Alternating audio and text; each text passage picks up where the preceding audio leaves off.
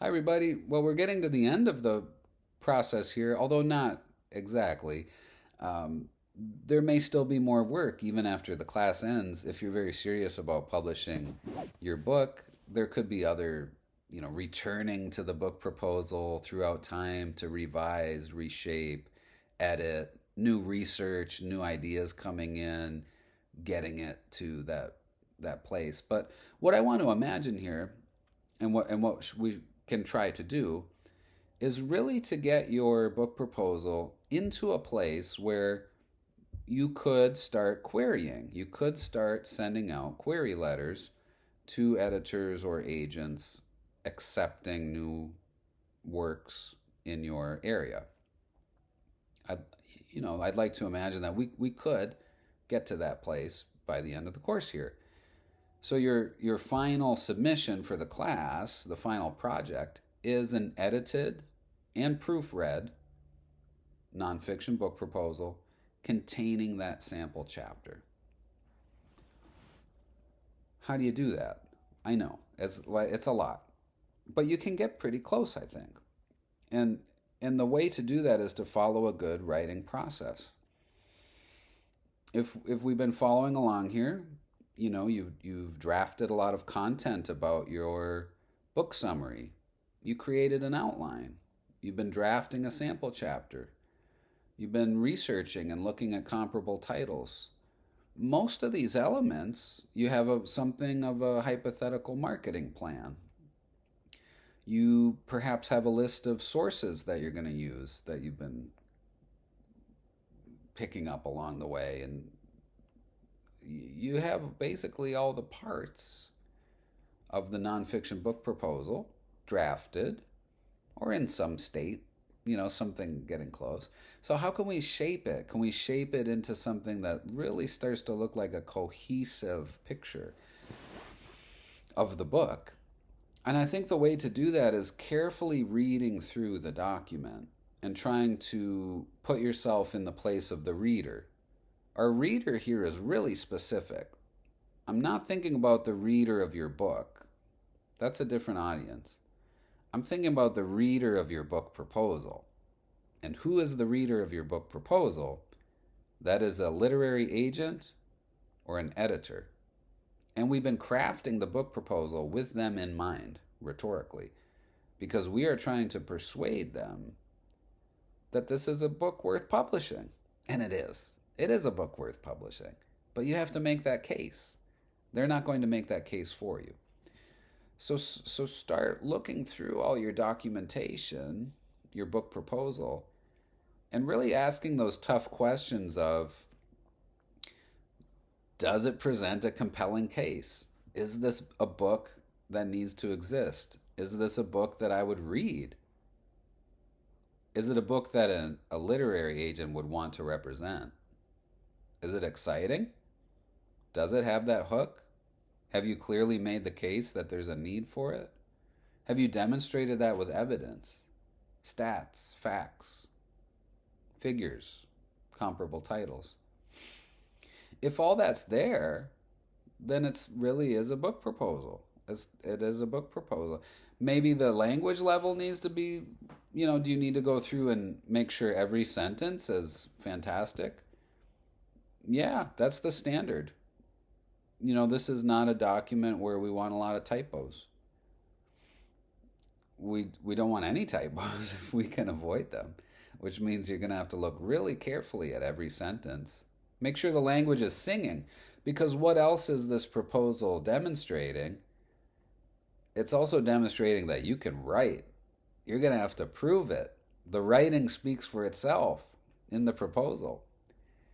If the writing in the proposal is not very good, and that's a subjective analysis, but let's be honest, if the proposal is not singing, if it's not really chiming out, if it's not resonating and reverberating and speaking something beautiful, then what does that say about you as a writer?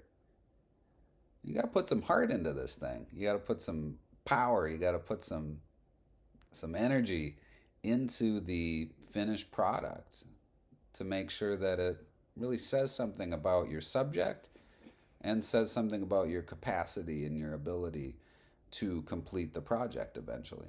So I really encourage you at this stage to do those discrete processes, to conduct those discrete processes of revision and editing. You're going to go through your book proposal and do a kind of gut check, an honest check of, is it working? Do you need to add anything anywhere? Have you missed something important? Do you need to flesh out certain sections? Do you need to add some writing? Is your sample chapter really popping? Look through. Is it well structured? Is it organized? Or does it jump around? Does it need to be contained and given some more logical structure so that it makes sense? Those are all really important questions of revision. And then editing really carefully. When I edit, I look at each sentence. Is each sentence as powerful as it could be? Does it flow? Is it meaningful? Does it tell me something? Are there any errors, mistakes, problems? You iron those out in an editing process. And then finally, proofread. Because we're humans and we miss things. We miss things all the time. We make mistakes and then we overlook them. And that's proofreading. Proofreading is that kind of final check of, at the very end, after you have done revisions, after you have done your editing, then that final look through. And if you really want to be a great writer, proofread again and really make sure. Because if an agent or an editor sees a couple typos, they're going to go, nah, I don't know if I want to work with this person. Bearing in mind that everyone makes mistakes, and I do too. When my books go through copy editing, it's like there's a lot of markup, and we always find lots of things to improve, and that's writing. Writing is a sort of infinite recursive process. But you want to get as close to a finished product as possible because you might want to send it out. You might want to start querying. You might want to start gauging interest in the book and actually getting it published. And so in that case, if you're going to send out query letters eventually, you better make sure the book proposal is ready to be read by someone. Tight, well constructed. And not just well constructed, but maybe even a little bit of that X factor. It's really singing. It's really saying something. It's really coming alive. That's hard to. You can't quantify that. That's the art and the craft that you bring to it. That's your personal voice. That's your use of rhetoric. That's your story, your narrative, your logic, everything that comes together that makes it kind of sing and come alive a bit and makes an interesting book eventually. So that's the kind of wrap up, is make sure to bring your powers of editing, your powers of revision, editing, and proofreading to this final step so that through this process of checking and looking over everything, you really make sure that you've created a document that's worth sending out into the world and speaks to your best abilities. That's my final bit of advice regarding these last steps of the proposal, is really take this stage seriously and give it enough time to do a good job. Could you just quickly scan through your document and look for typos? Yeah. Is that going to give you the best final product? Probably not. You probably need to do serious editing. You probably need to do some serious revision and ask some tough questions to yourself about the quality of the final proposal, and then ask questions about how that quality can be enhanced to a serious level where it could be publishable, or not publishable, but result in a process whereby a publisher wants to work with you on the book to sign a contract and then write the book. So think, kind of, and reverse engineer that whole process. Will someone really be interested in the nonfiction book proposal that you've created? If you want them to be interested in it, then it must be of a high standard and a high quality. And only you can apply that high standard and that high quality to your own work. That's ultimately what I want to help you.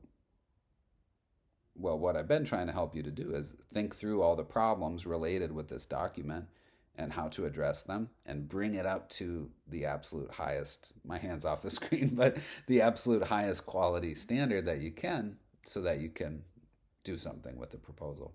All right, good luck, everybody.